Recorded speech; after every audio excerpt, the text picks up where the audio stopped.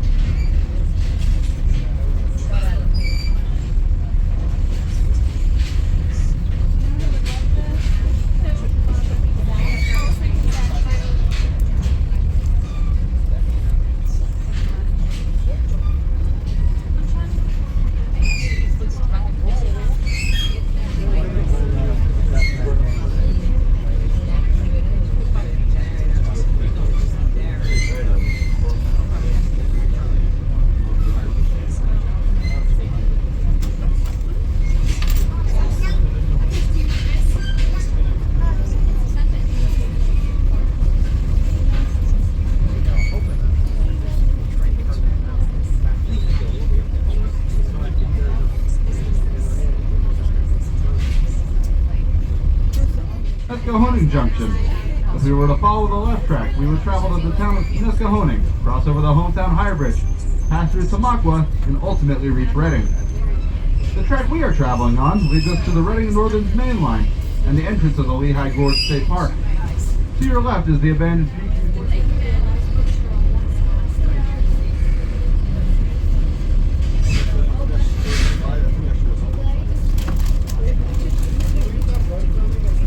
As we prepare to head into Lehigh Gorge State Park, you will see a bridge on your left. This bridge, which connects the Reading and Lehigh divisions, was constructed by the railroad to expedite moves between Reading and Scranton. It officially opened for rail traffic on February 4th, 2020. Closed clearances.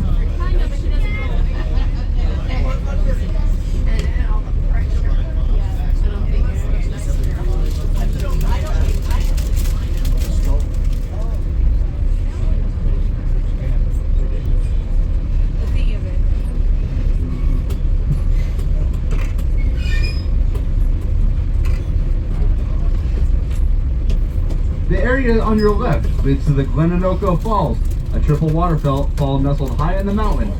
It is the site of the legend of the beautiful Native American princess Anoko.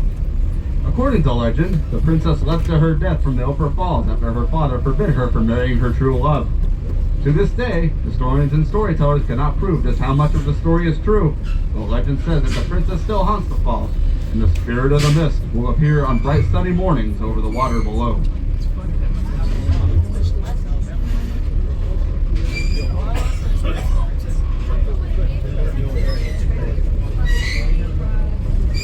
As we make our way into Lehigh Gorge State Park, we invite you to visit the King Cole Cafe, located in Crown Class Coach number 450.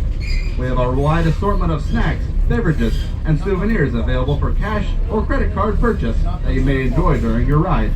That's the King Cole Cafe, located in Crown Class Coach number 450.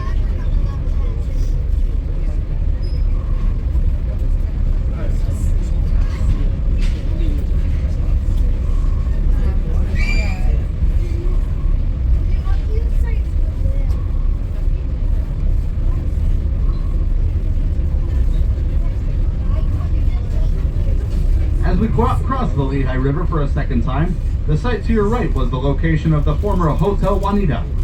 Built in 1886, the 4-story luxury hotel was one of the highlights in the area, boasting 47 elegant rooms, as well as dining areas, tennis courts, and an 84-foot bar. Guests of the hotel were able to take in the sights along the Lehigh River and the Glenanoco while also enjoying horse and carriage rides. In its heyday, the hotel boasted year-round tenants, as well as notable guests. However, in 1911, a fast-moving brush fire destroyed the hotel, and the land was left to be reclaimed by Mother Nature. for the gorge, as well as various types of hawks, vultures, and even the occasional bald eagle gliding high above us.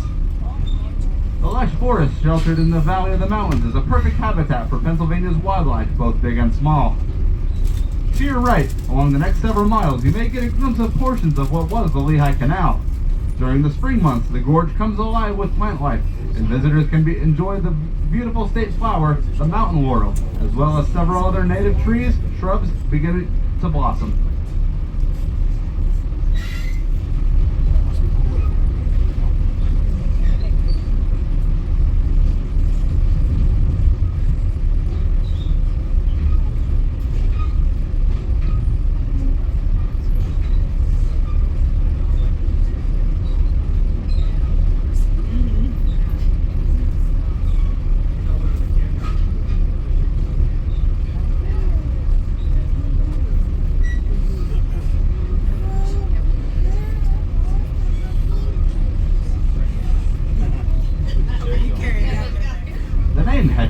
Comes from the Hetchel's Tooth, a rock outcropping high above the mountain above the train.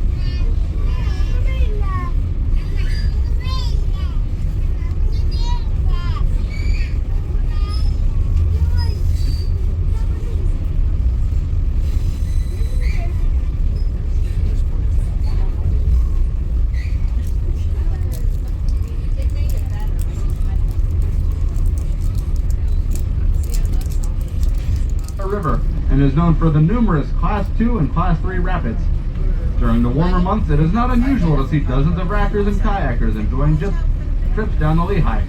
The name Lehigh comes from the Lenape phrase meaning where there are forks. Besides rafting and kayaking, the river is also a popular fishing location, hosting a variety of species including trout, smallmouth bass, largemouth bass, carp, and catfish. In 1818, the Pennsylvania General Assembly gave away the rights to the Lehigh River. It was owned by the Lehigh Coal and Navigation Company and used for transporting coal throughout the region. This was the only example in United States history where the state did not own water rights to a river. In 1965, a bill was passed, rescinding LC&N ownership.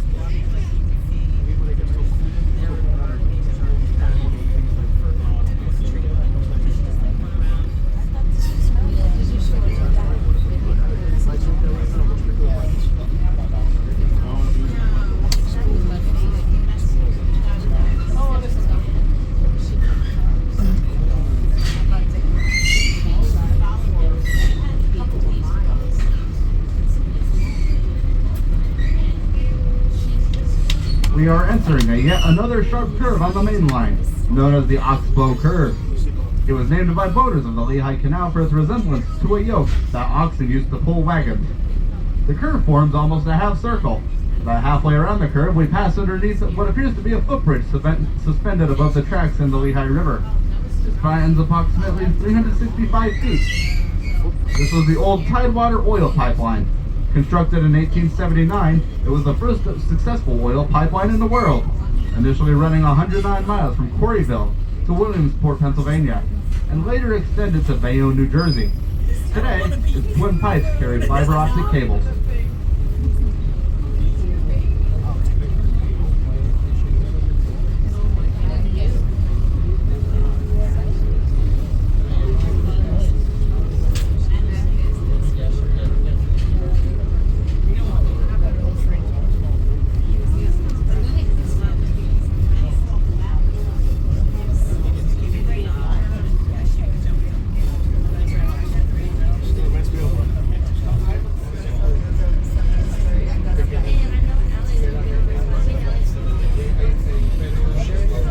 As a reminder, if you're up in Dome, you may have to look down at the tracks, for it is at track level.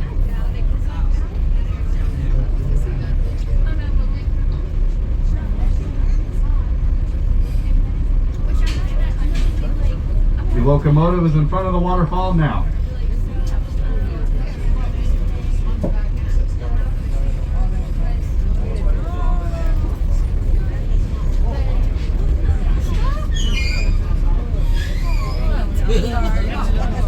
So small. On the way back, it'll be on your side.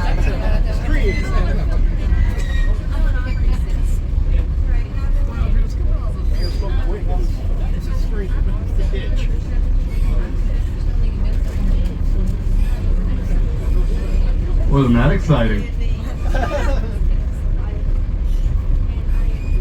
If you missed it, we'll see it again on the way back.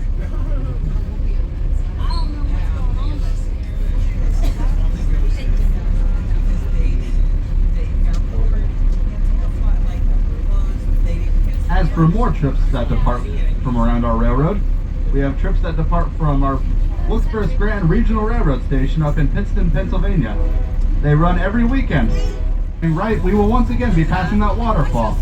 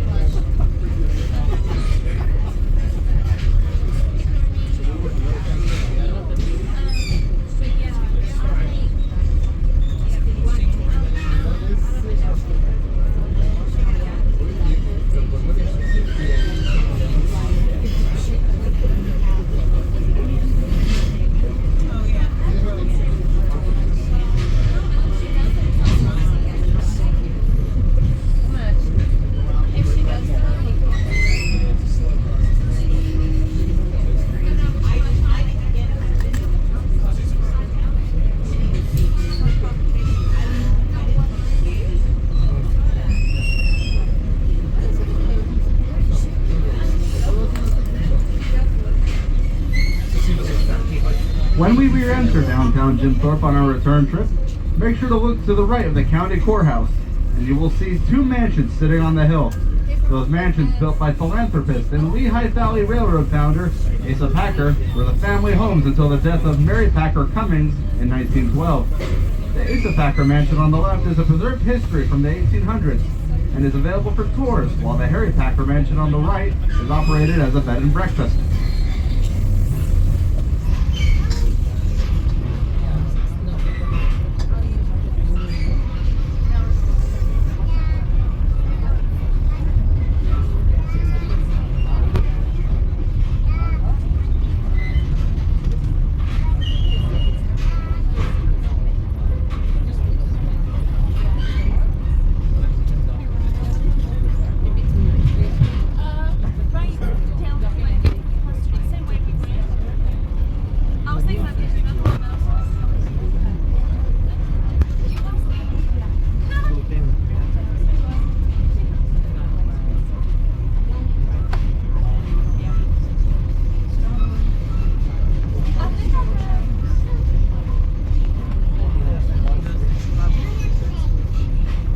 With a uniformed car host present.